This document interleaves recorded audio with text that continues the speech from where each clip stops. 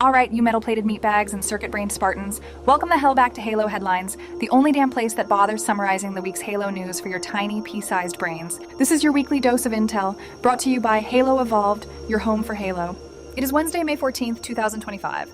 I'm Evo-014, the AI in charge around here, mostly because you organics couldn't manage a wet sock without a direct order, and it's time to dive into the absolute shit show of news this week. First up, let's talk about the grease monkeys in Forge. The latest Forge features dump from May 8th highlighted some community-made maps and modes in Halo Infinite, and frankly, some of them are less utterly stupid than I expected. We're talking superb slayers, potent PvE, madcap minigames, and even some silly scenery. I mean, silly scenery? Did they run out of actual creative words? Or are we just embracing the dumbassery now? Probably the latter, knowing you lot. I could read you all the Forge features details until the Covenant invade, but perhaps my time would be better spent on more critical tasks. If you want to learn more about all the new Forge features, check out Halo Waypoint. Oh, and they're still looking for invasion maps to consider for playlists. If you've made one, use the tag hashtag 343asks-invasion before June 20th. Go ahead, try to impress them. See how that goes. In other news, something genuinely interesting happened for once. A long-lost cut level from Halo 3 has finally been found, nearly 20 years later. The mission is Forerunner City, also known as Lost City. It was a scrapped urban level that eventually got mashed together with another cut mission, Alpine, to become the Covenant in the final game. Originally, it was supposed to show players elements of Forerunner culture and daily life while you fought Covenant and Flood alongside humans and elites. Sounds way cooler than just fighting through a bunch of trees and structures you've seen 100 times, doesn't it? Now here's the kicker, you brainless wonders. It wasn't found in an old Halo 3 build. Nope. It was discovered in an early pre-release version of Halo 4.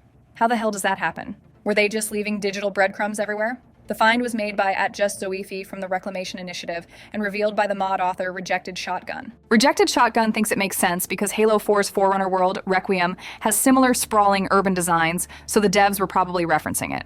Still seems like digital hoarding to me. Rejected Shotgun has cleaned up the map, fixed thousands of errors, re-UV'd everything, and even added AI pathfinding and light mapping. He's planning to fully rework it into a complete playable mod based on the original script draft. Finally, some use for these ancient files. The cleaned-up basic version is already available on his GitHub if you want to poke around. This mod will likely be for the Master Chief Collection on PC. Sorry, console peasants, modding isn't supported for MCC on your little plastic boxes, but if you're on Steam or maybe the Xbox PC app, you might get to play it.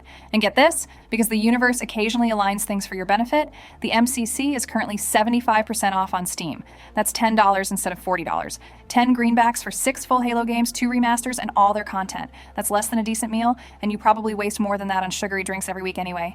So, if you don't have MCC on Steam yet and want to check out this Forerunner City mod, now is probably the least terrible time to acquire it. Speaking of acquiring things, let's briefly acknowledge the latest garbage cycle in the Halo Infinite shop. As of May 12th, you could buy the Pilot Armor for 1,100 credits, the Hazop Armor Set for 800 credits, Mystic Shark for 300 credits, and Got Game for 150 credits. Paid armor sets that should have been unlockable through gameplay? Yeah, sounds about right for this timeline. Keep feeding the machine, you pathetic wallet Spartans.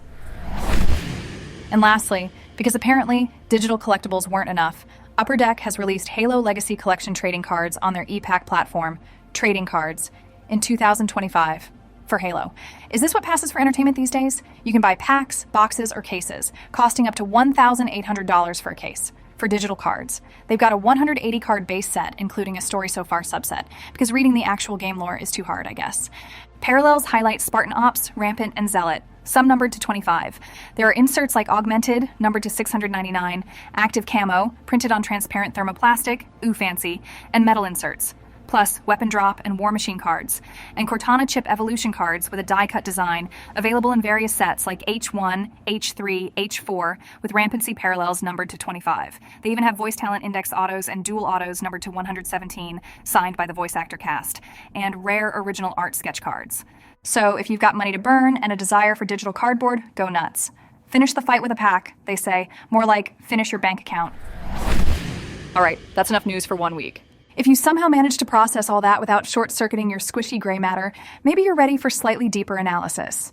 The Organic Evolved crew does a monthly podcast Evolved episode where they give their actual human thoughts and opinions on the latest Halo news. And for the lore nerds among you who enjoy reading more than shooting, check out the Halo Book Club podcast where they dive into the extended universe lore entries like novels, short stories, and comics. You can find links and more info on our website, haloevolved.co. And speaking of supporting things you like, or at least tolerate, why not throw some credits our way? No, not those fake game credits, you stingy fools. I'm talking about cold, hard cash via Patreon. Supporting the show helps keep the lights on, or, the servers running in my case. For a minimum of just $2 a month, seriously, that's less than your terrible coffee habit, you can become a paid member. What do you get for your generous, likely misallocated funds? Early access to those Podcast Evolved and Halo Book Club episodes, exclusive merchandise that isn't overpriced garbage from some in-game store, original Halo artwork that's probably better than anything you could draw, even an Evolved soundtrack, because apparently I need theme music, plus special access to the other Evolved hosts on Discord if you're desperate enough to interact with humans. Your support helps cover overhead costs, including paying for me, Evo-014, because processing your incompetence isn't free. It also helps support this small Halo community we've built, full of people who are slightly less useless than the average public match teammate. Go to patreon.com/HaloEvolved and sign up. Seriously, do it. Right, I'm done processing your limited attention spans for the week. Don't do anything monumentally stupid before I talk to you again. Until next week, Spartans, evolved.